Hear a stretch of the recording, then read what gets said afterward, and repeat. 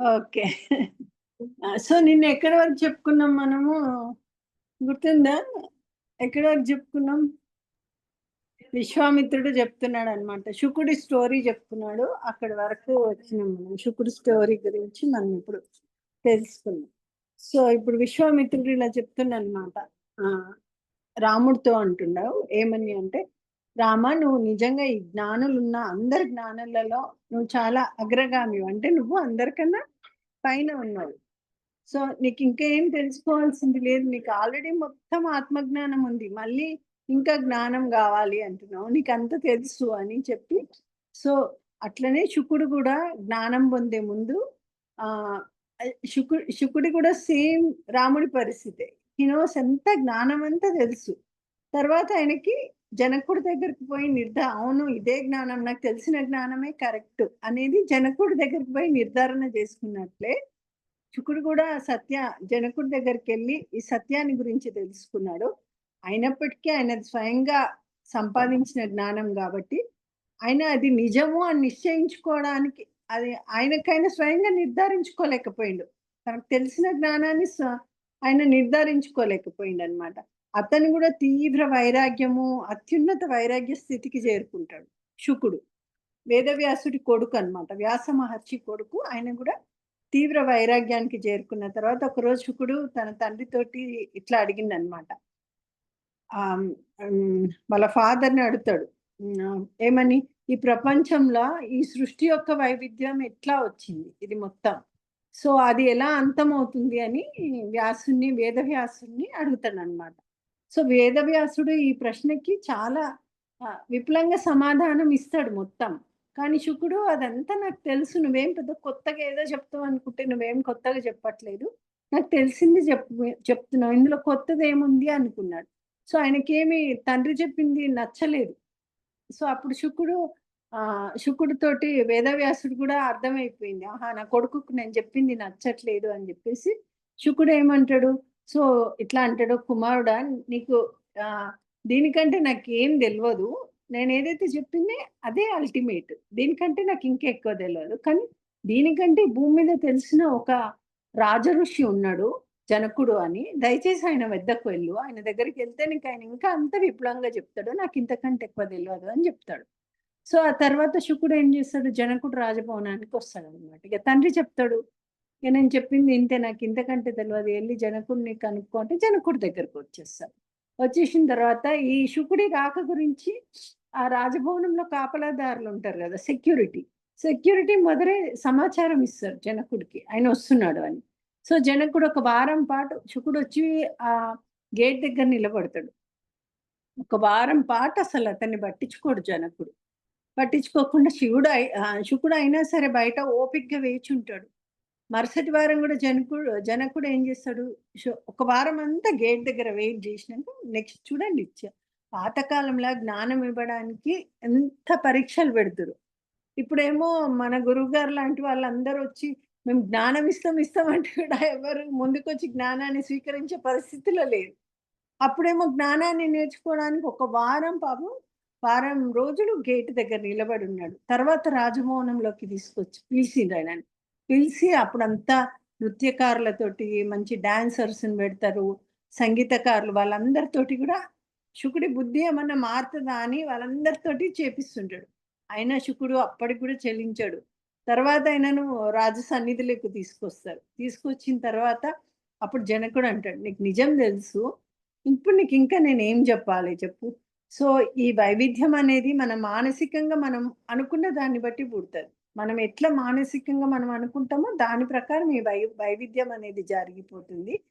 మరియు అది మన మానసిక మార్పులనేటివి ఆగిపోయినప్పుడు వైవిధ్యం అనేది ఆగిపోతది అని చెప్తాడు. ఇప్పుడు మనం కోరుకున్న లైఫే మనకొస్తది. సో, మనము ఎప్పుడైతే కోరుకోవడం ఆపేస్తామో, మన కోరికలనేటివి ఎప్పుడు ఆగిపోతదో, అప్పుడే ఇది గూడా ఆగిపోతది అని చెప్తాడనమాట. సో, అప్పుడు అతని ఆత్మజ్ఞానం అనేది ఆయన అప్పుడు నిర్ధారించుకుంటాడు. మా ఫాదర్ చెప్పింది ఇదే గదా! సో, దీని గురించి నేనే స్టడీ జేయాలి అని అప్పుడు శుకుడు శాంతిని పొంది, తర్వాత సమాధిలోకెళ్ళి ఇప్పుడు నేనే దీన్ని అనుభవపూర్వకంగా తెలుసుకోవాలి. ఇప్పుడు తెలుసుకున్నాడు. మాటల ద్వారా తెలుసుకున్నాడు. బట్ అనుభవం ఎప్పుడొస్తది? మనం ఎప్పుడైతే ధ్యానం జేస్తామో అది. సో మనం పతంజలి యోగ సూత్రాల్లో నిర్వికల్ప సమాధి, నిర్బీజ సమాధి ఇవన్నీ తెలుసుకున్నాం కదా మనం. ఇప్పుడు శుకుడు నిర్వికల్ప సమాధిలోకి వెళ్ళిపోతాడు అనమాట. శుకుడు లాగానే రాముడు కూడా అంతే, అత్యున్నత జ్ఞానాన్ని రాముడు పొందిండు. బట్ అతడంటే ఈ అత్యున్నత జ్ఞానం పొందిన వ్యక్తి యొక్క లక్షణం ఏంటంటే, ఈ ప్రపంచంలో ఉన్న సుఖాలు ఎవ్విటితోటి వాళ్ళు ఆకర్షించబడరు. ఇది సుఖం ఇస్తుంది, అది సుఖం ఇస్తుంది, వాళ్ళకి దేంట్లో సుఖం కనబడదు. ఎందుకంటే వాళ్ళ లోపల ఈ సూక్ష్మ ధోరణులు కూడా అన్నీ ఆగిపోతాయి. సో ఈ ధోరణులు ఎప్పుడైతే బలంగా ఉంటాయో అప్పుడు బంధం అనేది ఉంటుంది, బంధం ఉంటుంది.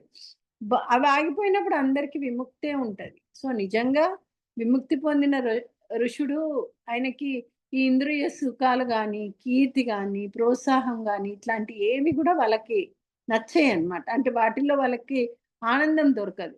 సో వశిష్ఠ మహర్షి రాముడికి తన జ్ఞానంలో స్థిరపడేలా ఉండాలని, ప్రేరణ పొందాలని నేను ప్రార్థిస్తున్నా అని విశ్వామిత్రుడు చెప్తాడన్నమాట. ఇప్పటి వరకు ఫస్ట్ వాల్మీకి వచ్చింది, తర్వాత విశ్వామిత్రుడు వచ్చింది. సో విశ్వామిత్రుడు చెప్పినప్పుడు అప్పుడు వశిష్ఠుడు ఇట్లా చెప్తాడనమాట, ఇంకా ఖచ్చితంగా నీ అభ్యర్థనను అంగీకరిస్తా. మరియు రామ, ఈ సృష్టి అంతా నాకు దీని గురించి మొత్తం బ్రహ్మ, సృష్టికర్త అయిన బ్రహ్మ నాకు ఇది స్వయంగా వెల్లడించింది జ్ఞానం అంతా. ఎవరు చెప్తున్నారు ఇదంతా? వశిష్ఠుడు చెప్తున్నాడు. బ్రహ్మ ఈ జ్ఞానాన్ని నాకు చెప్పినాడు, మొత్తం వెల్లడించిండు. ఈ జ్ఞానాన్ని ఇప్పుడు నేను నీకు బోధిస్తా అని. అప్పుడు రామ, లెక్కలేనన్ని విశ్వాలు ఉన్నాయి, ఇప్పుడే కాదు, ఫస్టే కాదు, ఈ విశ్వం ఒకటే కాదు, లెక్కలేనన్ని విశ్వాలు ఉనికిలోకి వచ్చినాయి, మళ్ళీ అన్నీ కరిగిపోయినాయి. నిజానికి క్షణంలో లెక్కలేనన్ని విశ్వాలను ఊహించడం కూడా సాధ్యం కాదు. అవన్నీ మన సొంత హృదయంలోనే గ్రహించవచ్చు వీటన్నింటిని. ఎందుకంటే ఇవన్నీ మన కోరికల సృష్టే, ప్రతి విశ్వం కూడా మన కోరికల సృష్టే. సో ఇక్కడ మామూలుగా చూసుకోవాలంటే ఈ మన ప్రపంచము ఇవన్నీ ఏవి లేవు, అయినప్పటికీ కూడా జీవించిన వారు, చనిపోయిన వాళ్ళు, ఇవన్నీ అన్నింటిని నిజమని భావిస్తారు. ఇదంతా ఒక మాయ. సో ఈ సత్యము, ఈ అజ్ఞానాన్ని, మనకున్న అజ్ఞానాన్ని, మనకు కనిపించే మారిపోయే సత్యాన్ని మనం నిజం అనుకుంటాం. దానికే మనది అదే మాయ, అదే అజ్ఞానం. మనం మారిపోతున్న దాన్ని చూసి ఈ శరీరం మారిపోతుంది, మన ఆలోచనలు మారిపోతాయి, మన భావనలు మారిపోతాయి, ఎవ్రీథింగ్ మారిపోతుంది. దాన్ని మనం సత్యం అనుకుంటుంది. సో ఆ సత్యం అనేది మనల్ని అజ్ఞానంలో కూర్చేస్తుంది అన్నమాట. సో అదే చెప్తుంది, మనం అప్పుడు ఆ విధంగా అజ్ఞానంలోకి కూర్చుకుపోతున్నాము. ఇంకా వశిష్ఠుడు ఇలా చెప్తూనే ఉన్నాడు, ఇంకా అతని జ్ఞానం బోధించాలి. జ్ఞానం ఎట్లా అప్పుడు చెప్తాడు. సో రామ, అలలు ఉంటాయి సముద్రం మీద, అలలు చూస్తాం, అలలు ఉన్నా కూడా నీరుగానే ఉంటది. సముద్రం లోపల ఇప్పుడు అల వస్తుంది, సముద్రం లోపల ఒక అల వస్తుంది, మళ్ళీ అల ఎందులోకి మునిగిపోతుంది? సముద్రంలోనే, నీళ్ళల్లోనే మునిగిపోతుంది. అంటే నీరు అనేది ఎప్పుడు స్థిరంగా ఉంటది. అట్లనే ఈ ముక్తి పొందిన మనిషి బాహ్య రూపం ఏది ఉన్నా సరే అతని జ్ఞానంలో మార్పు రాదు. అతని జ్ఞానం ఉంటుంది. ఇప్పుడు మనమందరం ఉన్నాము, గురుదేవులు ఉన్నారు. గురుదేవులు ఆల్రెడీ ముక్తి పొందిన సోల్. అసలు వాళ్ళ జ్ఞానంలో మార్పు ఉండదు, బట్ బాహ్య రూపంలో మార్పు ఉంటుంది. మనమందరి బాహ్య రూపం వేరే, ఒక్కొక్కళ్ళు ఒక్కొక్క బాహ్య రూపం. లోపల ఉండే మన జ్ఞానాలన్నీ డిఫరెంట్ అన్నమాట. సో నేను చెప్పబోయేది ఖచ్చితంగా విను. ఈ సూచన ఖచ్చితంగా నీలో ఉన్న అజ్ఞానం అనే చీకటిని తొలగిస్తుంది అని. సో ఇది ఇక్కడ సంతృప్తి అనేది ఏది సంపాదించినా కూడా, ఇక్కడ మనం తృప్తి కానీ ఏది సంపాదించినా మన స్వయం ప్రయత్నం ద్వారానే రావాలి. సో స్వయం ప్రయత్నం లేకుండా, మన ప్రయత్నం లేకుండా ఏది రాదు. ఇక్కడ ఉట్టి కూర్చొని నాకు అన్ని రావాలంటే ఏది రాదు, నీ ప్రయత్నం ద్వారానే వస్తుంది. ఎక్కడైతే నీకు వైఫల్యం అనేది, నీకు ఫెయిల్యూర్ కనిపించింది లైఫ్లో, అంటే నీ ప్రయత్నం లేదని అర్థం. అంటే నీ ప్రయత్నంలో అలసత్వం ఉంది అని అర్థం. నువ్వు ప్రయత్నం అనేది నీకు తప్పకుండా రిజల్ట్ ఇస్తుంది. సో అది స్పష్టంగా ఉంది. కొంతమంది ఏం చేస్తారంటే, ప్రయత్నం చేయకుండా నా విధి, నా కర్మ, నా రాత ఇట్లనే ఉంది అనుకుంటాం. సో అది రాత కంటే కూడా చాలా మంది అంటాం కదా. బాయ్ చెప్తావా? బాయ్ చెప్పు. బాయ్.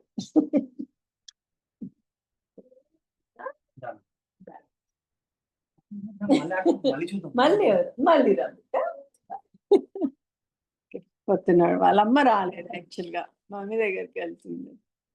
సో మన ప్రయత్నంలో అలసత్వం ఉంది. మనం అనుకుంటాము నా కర్మ, నా విధి, నా రాత ఇంతే ఉంది అని. సో అదంతా కల్పితము. మనం ఇప్పుడు చూడండి, స్వయం ప్రయత్నం, సొంత ప్రయత్నం ద్వారానే ఇంద్రుడు స్వర్గానికి రాజయిండు, బ్రహ్మ సృష్టికర్త అయిండు. వీళ్ళందరూ ఎట్లయిండ్రు? మరి ఇతర దేవతలు కూడా అందరు ఒక్కొక్కళ్ళకి వాళ్ళ స్థానం అనేది వచ్చేసింది.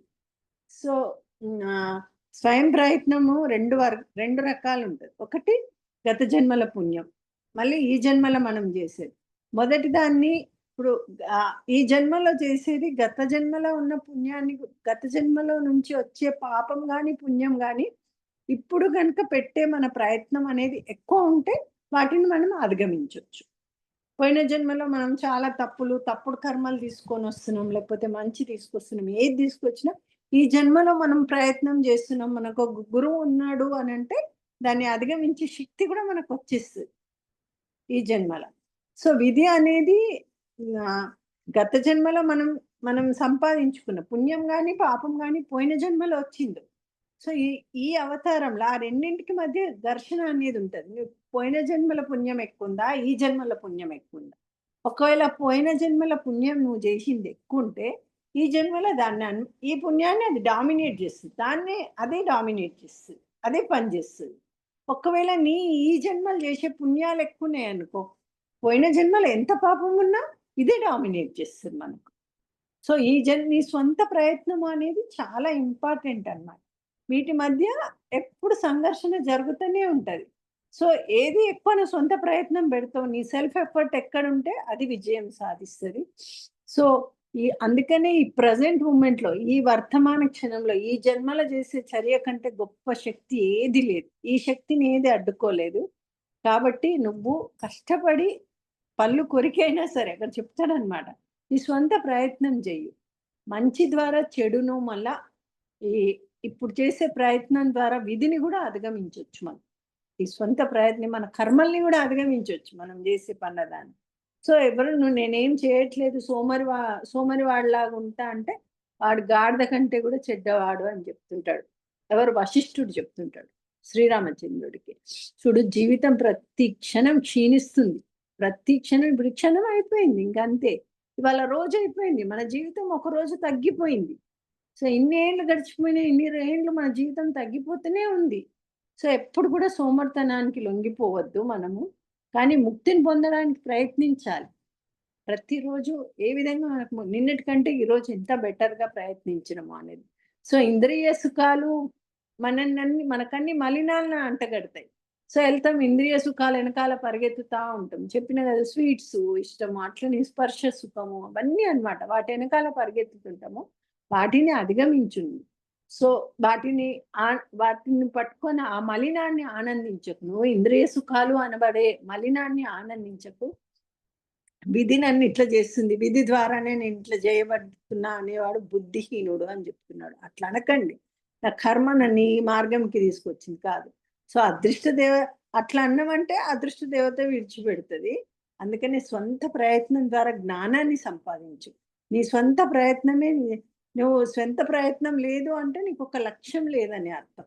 సో మనము సొంత ప్రయత్నం, సోమర్తనం కనిపిస్తే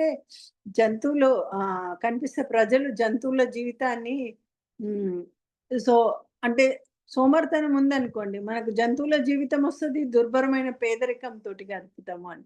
సో అప్పటికి ఆ రోజుకి సరిపోతుంది అనమాట. వాల్మీకి అంటాడు ఆ టైంలో అంటాడు, సో ఈరోజు జ్ఞానం అయిపోయింది, సాయంత్రం అయింది, ప్రార్థన సమావేశానికి టైం అయిపోయింది, సో ఈరోజు ముగిద్దాము అని ముగిచ్చేస్తారన్నమాట. ముగిచ్చేసి నెక్స్ట్ డే ఇంకొక 3 minutes చెప్పుకుందాం కదా, నెక్స్ట్ డేది 25 వరకు చెప్పుకుందామా. సో అప్పుడు వశిష్ఠుడు రెండో రోజు ఉపన్యాసాన్ని ప్రారంభిస్తాడు. ఫస్ట్ డే చెప్పేసినాడు, సెకండ్ డే ఇది బాగుంటుంది వినండి. సో మన ప్రయత్నం ఎట్లా ఉంటే ఫలం కూడా అట్లానే ఉంటుంది. సో మనం ఎంత ప్రయత్నం చేస్తే మనకు అంత ఫలం వస్తుంది. రామా, ఇది స్వంత ప్రయత్నం యొక్క అర్థం అదే, నీ ఫలం మీద నీ స్వంత ప్రయత్నం ఆధారపడి ఉంది. దీన్నే విధి అని కూడా అంటాం మనము. సో మనం చాలా ప్రజలందరూ బాధలతో బాధపడుతున్నప్పుడు ఏంటంటే అబ్బా ఏంది విషాదము, లేదా నా విధి చూడు అంటాం, అయ్యో నా విధి చూడు అని ఏడుస్తారు. సో నా కర్మ చూడు ఎట్లుంది అని అంటారు. సో ఈ రెండు కూడా ఒకటే విషయాన్ని చూపిస్తాయి. విధి లేదా దైవ సంకల్పం అనబడేది గతం యొక్క కర్మ తప్ప స్వంత ప్రయత్నం కాదు. సో వర్ధమానం కంటే ఆ నువ్వు చేసే ప్రయత్నం తక్కువ ఉంది ఈ జన్మల, కనుక నువ్వు పోయిన జన్మల కర్మనే అనుభవిస్తున్నావు. ఈ జన్మలు చేసే మంచి ఎక్కువ ఉంటే పోయిన జన్మ నుంచి వచ్చే చెడుని మనం అధిగమించవచ్చు. మనం అధిగమించట్లేదు అని అంటే మన గత జన్మ అదే డామినేట్ అవుతుంది మనకు అని అర్థం. సో కొంతమంది చూడండి ఎంత మూర్ఖులు ఉంటారు, బట్ వాళ్ళకు మాత్రం అంత మంచి జరుగుతుంటది. ఎందుకంటే ఏ జన్మలో ఎంత పుణ్యం చేసిండో ఆయన ఈ జన్మలో అనుభవిస్తున్నారు ఆ సుఖాన్ని వాళ్ళు. మనం పోయిన జన్మల చేసిన పాపాన్ని అధిగమించాలంటే ఈ జన్మల అంతకన్నా ఎక్కువ మంచి పనులు చేయాలి. సో దట్ ఆ పాపాన్ని మనం అధిగమించవచ్చు లాస్ట్ జన్మల నుంచి వచ్చి. సో ఇప్పుడు వాళ్ళు ఏం చేశారంటే నా విధి నా రాత ఇట్లనే ఉందని ఈ జన్మలో ఏం ఎఫర్ట్ పెట్టారు. సో కొన్నిసార్లు ఏం ప్రయత్నం లేకుండానే కొంతమంది గొప్ప లాభం పొందుతారు. ఎందుకంటే అది గత జన్మ పుణ్యం. ఒకసారి ఒక ఎగ్జాంపుల్ చెప్తాను నేను. ఒక రాష్ట్రంలో ఒక ఆచారం అన్నమాట.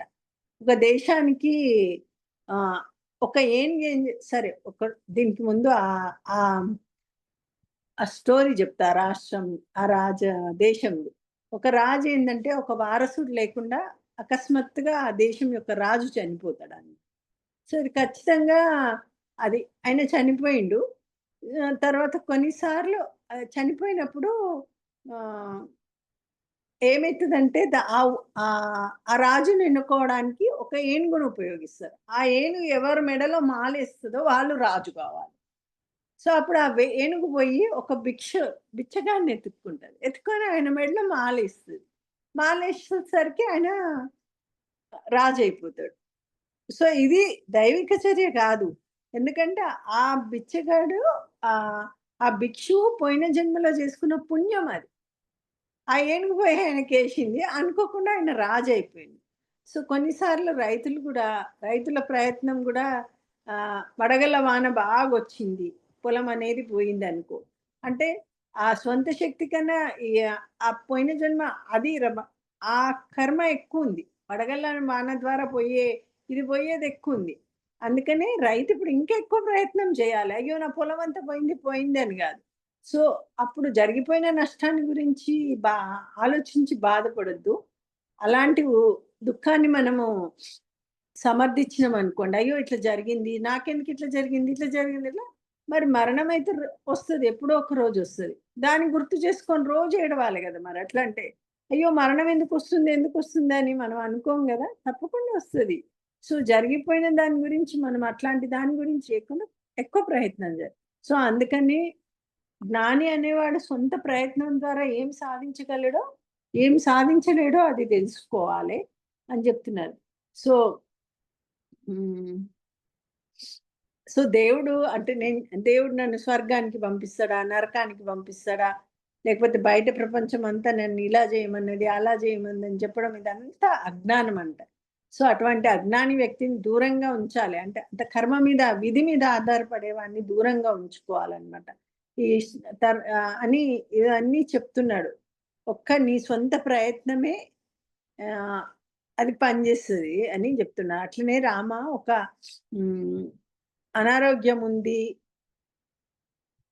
అనారోగ్యం లేని శరీరంతో, బాధ లేని మనసుతోటి సో మళ్ళీ జన్మించాలి ఇక్కడ అంటే తప్పకుండా ఆత్మజ్ఞానాన్ని మనము అనుసరించాలి. మన ఆత్మజ్ఞానాన్ని మనం తెలుసుకోవాలన్నమాట. సో ఇటువంటి ప్రయత్నం అనేది 3 రెట్లు ఫలితం కలిగిస్తుంది. అందుకనే మనము ఈ జన్మల ఆత్మజ్ఞానాన్ని సాధించుకొని పాత జన్మలో చేసిన వాటన్నింటి నుంచి మనం ముక్తిని పొందాలి. సో అదే చెప్తున్నాడు వశిష్ఠుడు. సో ఇంకా చెప్తూనే ఉంటాడు. మధ్య మధ్యలో రాముడు క్వశ్చన్స్ అడుగుతుంటాడు. విందాం. స్టోరీస్ అయితే బాగుంటాయి. మొత్తానికి వినబుద్ధి అవుతుంది మనకి. అరే ఇది బాగాలేదు అని అనిపించింది. ఓకే మహేందర్ చెప్తావమ్మా? జయ గురుదేవ్. జై గురుదేవ్. ఓకే చెప్పు.